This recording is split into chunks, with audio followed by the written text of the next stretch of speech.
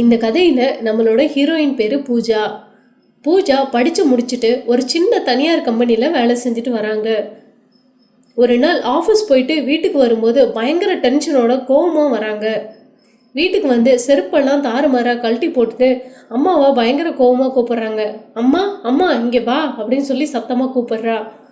அம்மாவும் என்னம்மா இன்னைக்கு ஆஃபீஸ்லேருந்து ரொம்ப சீக்கிரமாகவே வந்துட்டியே, உனக்கு காஃபி போடவா டீ போடவா அப்படின்னு சொல்லிட்டு கிச்சனுக்குள்ளே போயிடுறாங்க. உடனே பூஜா அப்பா எங்கம்மா போயிருக்காரு அப்படின்னு கேட்குறா. அதுக்கு அவங்க அம்மாவும் அப்பா ஆஃபீஸ் வேலையாக கோயம்புத்தூர் வரைக்கும் ஒரு கிளைண்ட்டை பார்க்க போயிருக்காருமா, வரத்துக்கு ஒரு வாரம் மேலேயே ஆகும். ஆமாம் அவர் போய் தான் 3 நாள் ஆச்சே, திருப்பி எதுக்கு புதுசாக அவரை பற்றி கேட்குற அப்படின்னு சொல்லி அவங்க அம்மாவும் கேட்குறாங்க. அப்பா கோயம்புத்தூர்லாம் போகலம்மா, அவர் சென்னையில் தான் இருக்காரு அப்படின்னு சொல்லிட்டு பூஜா கண்ணெல்லாம் கலங்கி போய் அழுவ ஆரம்பிக்கிறாங்க. எங்கம்மா பார்த்த, சரி ஏன் நீ இவ்வளோ கோவமாக இருக்க, நீ அழுகுற அளவுக்கு அப்படி என்னதாம்மா நடந்துச்சு? அதுக்கு பூஜா தேட்டரில் ஒரு பொண்ணு கூட பார்த்தேம்மா, உடஞ்சி போன குரல்ல சொல்லிட்டு சோஃபால உட்காடுறாங்க. என்ன நடந்துச்சுன்னு முதல்ல சொல்லு. அதுக்கு பூஜா ஆஃபீஸ் முடிஞ்சதுக்கு அப்புறம் நானும் என் ஃப்ரெண்ட்ஸும் சினிமா போகலான்னு முடிவு பண்ணோமா, சரி உன்கிட்ட ஒரு வார்த்தை சொல்லிடலாம் அப்படின்னு சொல்லி ஃபோன் பண்ணா உன் ஃபோனு சுவிட்ச் ஆஃப்ல இருந்துச்சு. சரி சினிமாவுக்கு போயிட்டு வந்து சொல்லிக்கலாம் அப்படின்னு சொல்லிட்டு நானும் என் ஃப்ரெண்ட்ஸும் தேட்டருக்கு கிளம்பினோம்.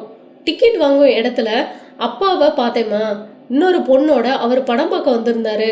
2 பேரும் சிரிச்சு சிரிச்சு பேசிகிட்டு இருந்தாங்க. கையில் 2 டிக்கெட் வேற இருந்துச்சு.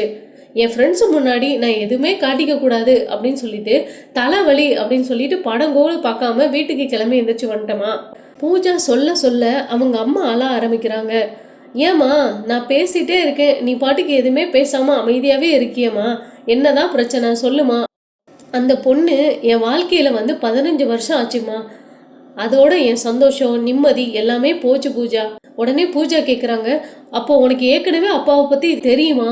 அதுக்கு அவங்க அம்மாவும் விரக்தியில் ஆமாம் எனக்கு எல்லாமே தெரியும், உனக்கு 7 வயசு இருக்கும்போது அப்பரண்டிஸ் ஆப்ரேஷன் நடந்துச்சு, அதனால் உன்னையும் கூட்டிகிட்டு போய் எங்கள் அம்மா வீட்டில் 3 மாதம் இருந்தேன்.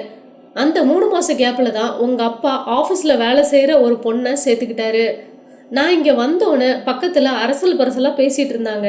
கேட்டதுக்கு 3 மாதம் நான் சும்மாவாக இருக்க முடியும் அப்படின்னு சொல்லி எதிர்கேள்வி கேட்டார். உன்னையும் உன் பிள்ளையும் நல்லா பார்த்துக்கிறேன், அவளையும் என்னால் விட முடியாது, அவளும் எனக்கு வேணும், எல்லாத்தையும் அனுசரித்து வாழ்கிறதுனா வாழு, இல்லைன்னா உங்கள் அம்மா வீட்டுக்கு போயிரு அப்படின்னு சொல்லிட்டாரு. அன்னையிலேருந்து மாதத்தில் 1 வாரம் அங்கே போயிடுவார். நான் என்ன செய்ய முடியுமா, நான் படிக்காத கூமுட்டை, என்னால் ஒன்றுமே செய்ய முடியாது. தனியாக போயிடலான்னு பார்த்தா பொம்பளை பிள்ளை ஒன்றை வச்சுக்கிட்டு எப்படிமா இந்த சமூகத்தில் நான் வாழ்கிறது? 4 எழுத்து தெரிஞ்சாவாச்சு பரவாயில்ல, 4 எழுத்து தெரியவும் செய்யாது, நான் வேலைக்கு போய் உன்னை காப்பாற்றவும் முடியாது. இதெல்லாத்தையும் புரிஞ்சுக்கிட்டு தான் அவர் கூட எல்லாத்தையும் சகிச்சுக்கிட்டு வாழ பழகிட்டேன். உனக்கு கல்யாணம் முடிஞ்சதும் நான் முதியோர் இல்லம் போயிடுவாமா அப்படின்னு சொல்லி ரொம்ப விரக்தியோட பேசுகிறாங்க. உன்னை பொண்ணு பார்க்க வரும்போது அப்பான்னு ஒருத்தர் வேணும்ல, அதனால தான் என் எல்லா உணர்வுகளையும் அடக்கிட்டு அவர் கூட வாழ ஆரம்பிச்சிட்டேன் அப்படின்னு அழுதுகிட்டே சொல்கிறாங்க. அதுக்கு பூஜா அப்பா எப்பமா வருவார் அப்படின்னு கேட்குறாங்க. இன்னும் 4 நாள் ஆகுமான்னு அவங்க அம்மா சொல்கிறாங்க. அதுக்கு பூஜா அழுதுகிட்டே கண்ணை தொடச்சிட்டு ரூம்குள்ளே போய் தூங்கிடுறாங்க. தூங்கி எந்திரிச்சு கொஞ்ச நேரத்தில் ட்ரெஸ் எல்லாம் மாற்றிட்டு ஹேண்ட்பேக் எடுத்துகிட்டு வெளியே கிளம்புறாங்க. அம்மா நான் வெளியே போயிட்டு வரேன் அப்படின்னு சொல்லிட்டு அம்மாவோட பதிலுக்கு வெயிட் பண்ணாமல் செருப்பு மாட்டிட்டு கிளம்பிட்டா. அடுத்த 3 நாளும் தொடர்ந்து பூஜா காலையில் நேரமாக எந்திரிச்சு கிளம்பி போயிட்டு நைட்டு லேட்டாக தான் வீட்டுக்கு வருவா.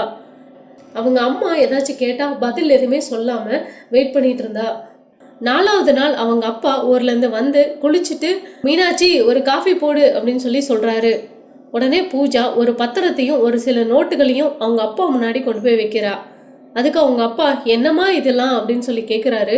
அதுக்கு பூஜா உங்களுக்கு தான் படிக்க தெரியும்ல, படிச்சு பாருங்க அப்படின்னு சொல்லி சொல்றா. பூஜாவோட பேச்சில் ஒரு மாற்றம் இருந்ததை அவங்க அப்பா கவனிக்கிறாரு. உடனே அவங்க அப்பா அவங்க அம்மாவை பார்க்குறாங்க. அதுக்கு அவங்க அம்மா பதில் எதுவுமே பேசாம சில மாதிரி நின்றுட்டு இருந்தாங்க. அந்த பத்திரத்தை எடுத்து அவங்க அப்பா படிச்சு பார்த்தாரு. அது வேற எதுவும் இல்லை, டைவர்ஸ் நோட்டீஸ் தான். என்னம்மா இதெல்லாம் அப்படின்னு சொல்லிட்டு பயங்கரமா கத்துறாரு. அதுக்கு பூஜா நானும் என் அம்மாவும் இதுக்கப்புறம் நடைப்படமாலாம் வாழ முடியாது, உங்கள் ஆசைக்கு நாங்கள் 2 பேரும் குறுக்கு நிற்க மாட்டோம், நீங்கள் உங்கள் காதலியை கூட்டிகிட்டு வந்து இந்த வீட்லேயே நீங்கள் வாழலாம், நானும் என் அம்மாவும் தனியாக போகிறதா முடிவு பண்ணியிருக்கோம். நீங்கள் இது நாள் வரைக்கும் எனக்கும் எங்கள் அம்மாவுக்கும் நீங்கள் செலவு பண்ண காசுக்காக நான் 5 லட்ச ரூபா உங்களுக்கு எடுத்து வச்சுருக்கேன். இதுக்கு மேலேயும் நீங்க செலவு பண்ணியிருந்தா உங்க அக்கௌண்ட்ல நான் ஒரு தொகையை அனுப்பி வச்சிடுறேன் அப்படின்னு சொல்லிட்டு பூஜா அவங்க அப்பா கிட்ட சொல்றா. உடனே அவங்க அம்மாவை கூப்பிடுறா. மாமா நம்ம வீட்டை விட்டு கிளம்பலாம் அப்படின்னு சொல்லி கூப்பிடுறா. அவங்க அம்மா அப்பாவை ஒரு நிமிஷம் திரும்பி பார்த்துக்கிட்டு அழுதுகிட்டே 2 பேரும் சேர்ந்து வெளியே கிளம்புறாங்க. அப்போ ஒரு ஆட்டோ வந்து நிக்குது. அந்த ஆட்டோல ஏறி உட்கார்றாங்க. ஆட்டோ டிரைவர் கிட்ட நீங்க அண்ணா நகர் ஏரியாவுக்கு கொண்டு போய் எங்களை விட்டுருங்க அப்படின்னு சொல்றாங்க. ஆட்டோ அண்ணா நகரை நோக்கி போகுது. அண்ணா நகருக்கு போனோன்னா ஒரு வீட்டு முன்னாடி போய் ஆட்டோ நிக்குது. 2 பேரும் இறங்கிட்டு அந்த வீட்டை 2 பேரும் திறந்து பாக்குறாங்க. இப்ப அவங்க அம்மாவுக்கு பயங்கர ஷாக்கா இருக்கு. ஏன்னா ஏற்கனவே அந்த வீட்டுல 2 பேருக்கு தேவையான எல்லா பொருளையுமே பூஜா வாங்கி வச்சிருந்தா. வீட்டுக்குள்ள வந்ததுக்கு அப்புறமும் அவங்க அம்மா தேம்பி தேம்பி அழ ஆரம்பிக்கிறாங்க. இப்ப என்னம்மா ஆச்சு, எதுக்குமா இதுக்கப்புறமும் நீ அழுதுகிட்டே இருக்க அப்படின்னு சொல்லி கேட்கறதுக்கு, நான் உன் கல்யாணத்தை நினைச்சுதான் அழுவுறேன். நம்ம குடும்ப விஷயம்லாம் தெரிஞ்சா யாருமா உன்னை கல்யாணம் பண்ணிக்க வருவாங்க, அதெல்லாம் யோசிச்சுதாம்மா நான் அழுவுறேன்னு அவங்க அம்மா பூஜா கிட்ட சொல்றாங்க. இந்த உலகத்துல நல்ல மனசுடைய ஆண்களும் இருக்கதாமா செய்றாங்க. நம்ம நிலைமை தெரிஞ்சுக்கிட்டு எனக்கு ஒரு நல்ல புருஷனாவும் உனக்கு நல்ல ஒரு மருமகனாவும் புரிஞ்சுக்கிற ஒரு ஆம்பளை கண்டிப்பா நம்மளை தேடி வருவாங்க. அப்பாவை போல இருக்கக்கூடிய ஆண்களும் இருக்கதான் செய்றாங்க. அதே நேரத்துல இந்த சமூகத்துல சில ராமன்களும் இல்லாம இல்லம்மா, என்னை தேடி கண்டிப்பா ஒரு நல்ல ராமன் வருவான் அப்படின்னு சொல்லி நம்பிக்கையோட அவ அவங்க அம்மா கிட்ட சொல்றா. பூஜாக்கு ஒரு நல்ல ராமன் கிடைக்கணும் அப்படின்னு சொல்லிட்டு வேண்டிக்கிட்டு இந்த கதையை இதோட முடிக்கிறேன். நன்றி, வணக்கம்.